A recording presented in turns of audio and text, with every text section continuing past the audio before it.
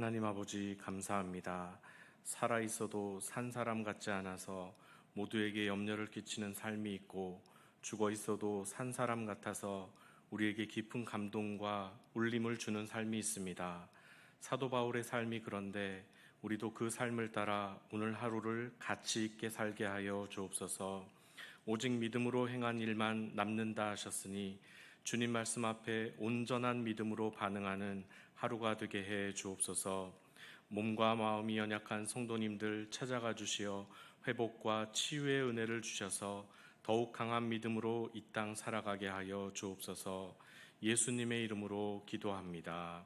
아멘. 다 함께 찬송가 505장을 부르시겠습니다. 찬송가 505장입니다.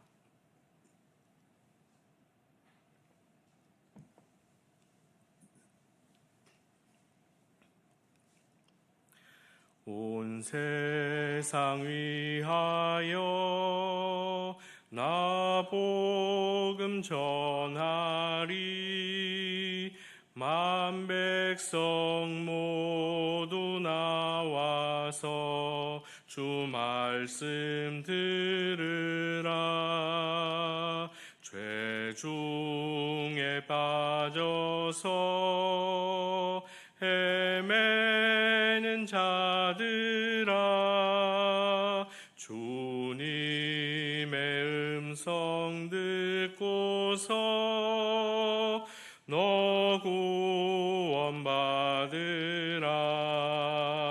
전하고 기도해 매일 증인 되리라.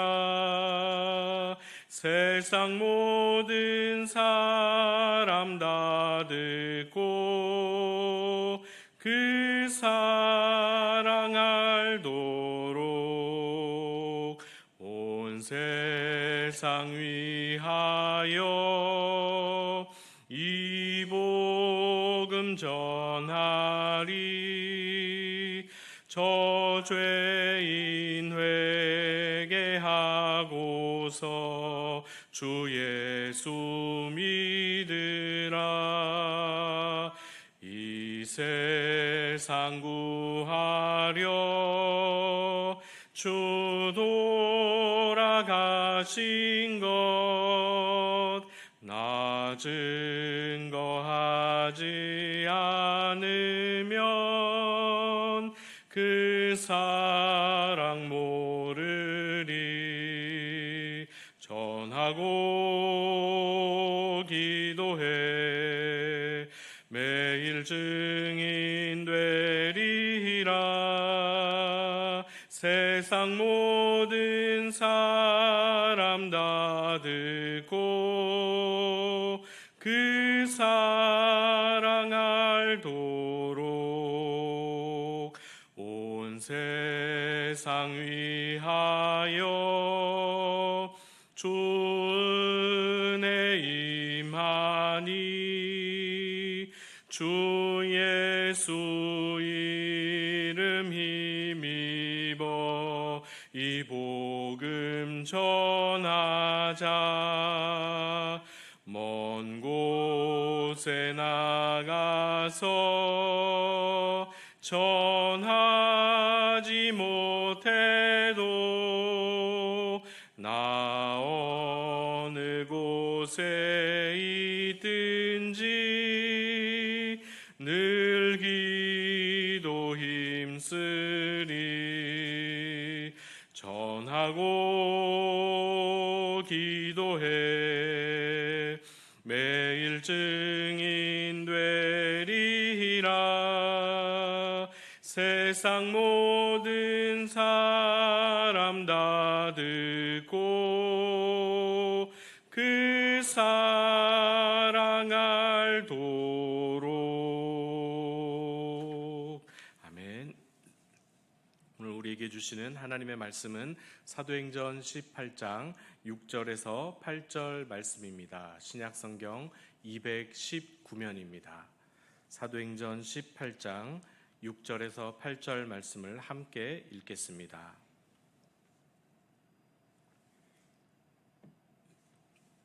6절부터 8절 시작.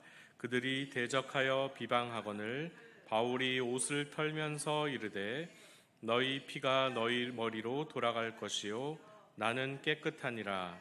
이후에는 이방인에게로 가리라 하고 거기서 옮겨 하나님을 경외하는 디도 유스도라 하는 사람의 집에 들어가니 그 집은 회당 옆이라.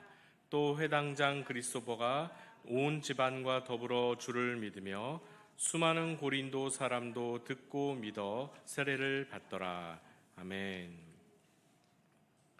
구원이라는 단어는 헬라어, 라틴어 의미를 다 포함해서 한마디로 구출하다입니다. 단어 자체만 보면 좋지만 어떤 상태에서 구출했는지가 중요합니다. 그래서 구약적인 의미의 구원은 개인의 질병이나 노예됨, 그리고 민족의 포로됨으로부터 해방과 보호와 평화를 의미하고, 또 신약적인 의미는 죄와 죽음과 심판의 영향에서 자유롭게 되는 것입니다. 이 모두의 공통점은 상태가 그리 좋지 못하다는 것입니다. 할 수만 있으면 이 상태로부터 벗어나고 싶고 모든 사람이 원하지 않는 그런 상태, 옛사람들의 정서로 말하면 질병이든 노예든 포로든 죄와 죽음과 심판 모두 한마디로 저주받은 상태인 것입니다. 성경은 십자가를 지신 예수 그리스도께서 우리가 받는 그 모든 저주를 담당하셨다고 기록합니다. 그래서 예수 그리스도를 구주로 믿는 자는 누구나 구원받는다. 그 저주로부터 구출된다라고 합니다. 즉 질병, 노예, 포로됨, 그리고 죄와 죽음과 심판으로부터 완전히 자유롭게 되는 것입니다. 더 이상 그 저주의 영향 아래 있지 않고 놀랍고 역설적이게도 하나님의 자녀가 되는 권세까지 받을 수 있습니다. 그래서 하나님의 자녀가 되는 권세가 너무 좋은 나머지 본능적으로 우리는 이전의 상태, 구원 얻기 전의 상태, 저주받은 운명에 대해서는 많이 생각하고 싶어 하지 않습니다. 어제 살펴보았듯이 바울이 예수는 그리스도라 선포한 그 한마디 복음 안에는 이러한 의미가 전제되어 있는 것입니다. 예수 천국, 불신 지옥처럼 심각한 단어가 아니라고 해서 구원이라는 것을 쉽게 생각할 것이 아닙니다. 그래서 바울은 이 한마디를 전하기 위해서 자기의 생계를 책임져 모든 일에 모본이 되려고 애썼습니다. 음으로 양으로 복음의 가치를 위해 삶을 걸었습니다. 그러나 고린도에서 유대인들은 바울과 바울이 전한 이 복음을 대적하고 비방했습니다. 유독 공동번역과 현대인의 성경만 이렇게 번역하고 있는데 대들다, 반대하고 욕설을 퍼부었다 이렇게 번역했습니다. 제가 여러분께 이 복음 전하려고 주중에는 밤 늦게까지 바느질하느라 죽어라 일하면서 얼마나 애를 썼는데 이 기본도 안 된 놈들아 하면서 성질 부렸을 것 같은데 바울은 침착했습니다. 차분하게 매뉴얼대로 행동했습니다. 오늘 본문 6절을 함께 읽어보겠습니다. 6절입니다. 시작. 그들이 대적하여 비방하거늘 바울이 옷을 털면서 이르되 너희 피가 너희 머리로 돌아갈 것이요 나는 깨끗하니라. 이후에는 이방인에게로 가리라 하고, 욕설을 퍼붓고 반대한 유대인보다 사실 바울의 처신이 더 무섭게 느껴집니다. 그러나 바울은 자신의 임의대로 이렇게 대응한 것이 아니라 예수님이 주신 매뉴얼을 따른 것입니다.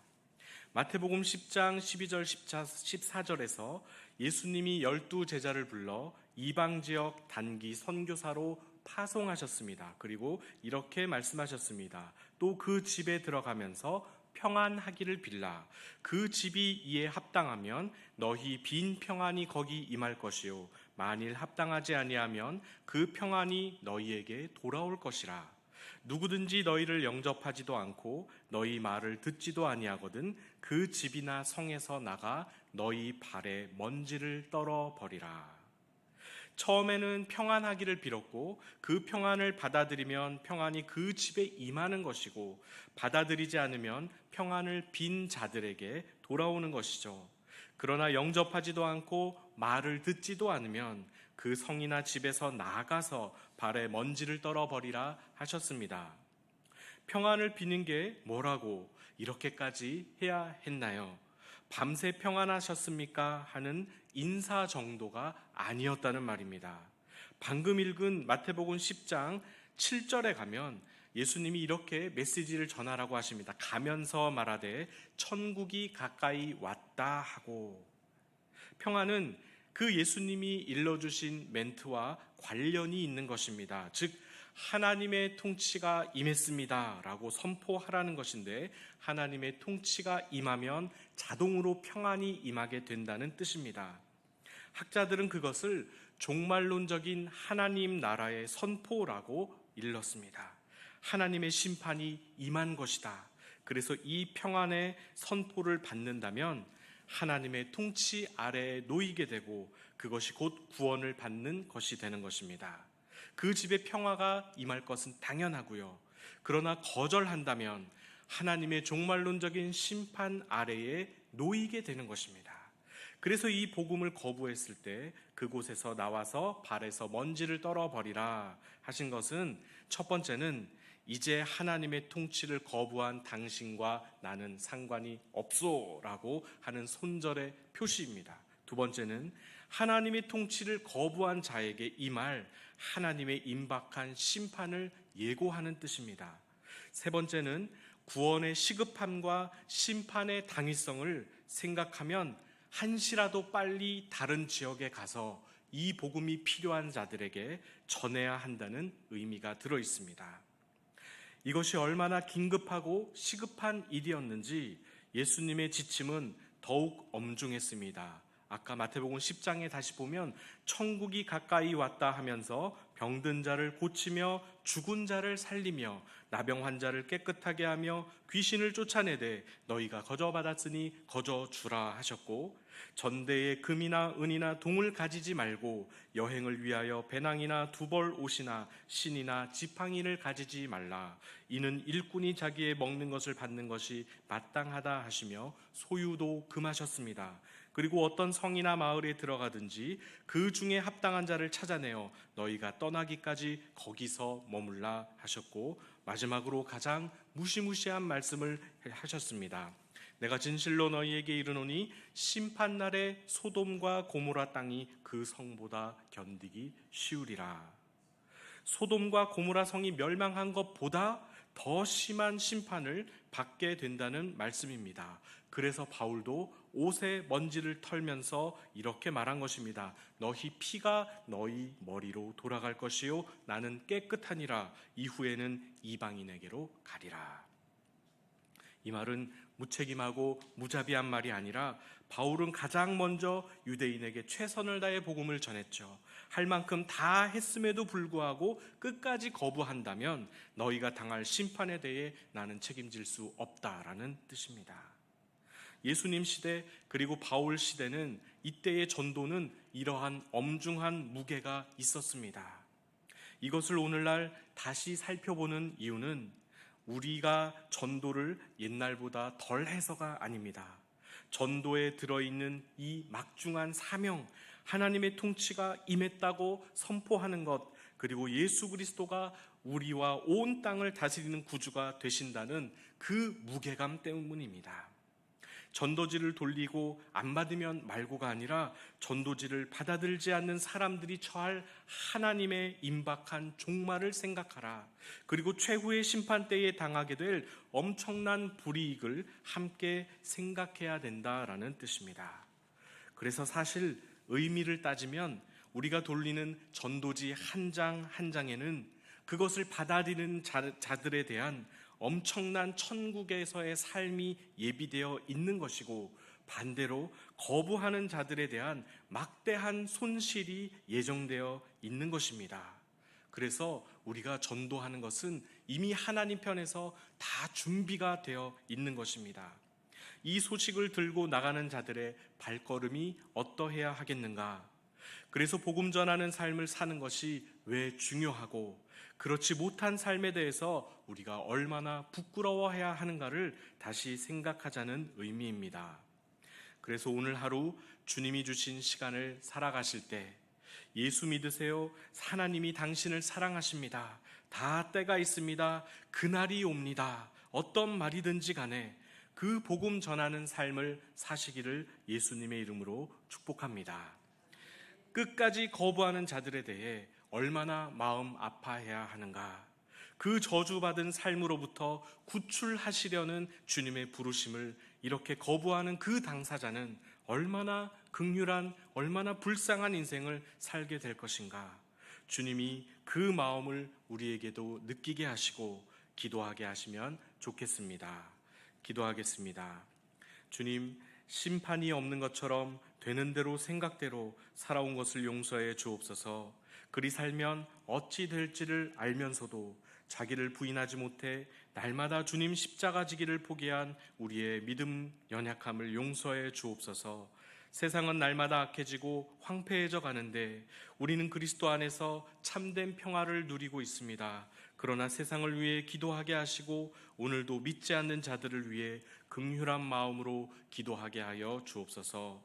제자들을 세상에 파송한 예수님의 마음을 깨닫게 하여 주옵소서. 예수님의 이름으로 기도합니다. 아멘. 하늘에 계신 우리 아버지, 아버지의 이름을 거룩하게 하시며 아버지의 나라가 오게 하시며 아버지의 뜻이 하늘에서와 같이 땅에서도 이루어지게 하소서. 오늘 우리에게 일용할 양식을 주시고 우리가 우리에게 잘못한 사람을 용서하여 준 것 같이 우리 죄를 용서하여 주시고 우리를 시험에 빠지지 않게 하시고 악에서 구하소서. 나라와 권능과 영광이 영원히 아버지의 것입니다. 아멘. 말씀을 생각하시면서 함께 기도하시겠습니다.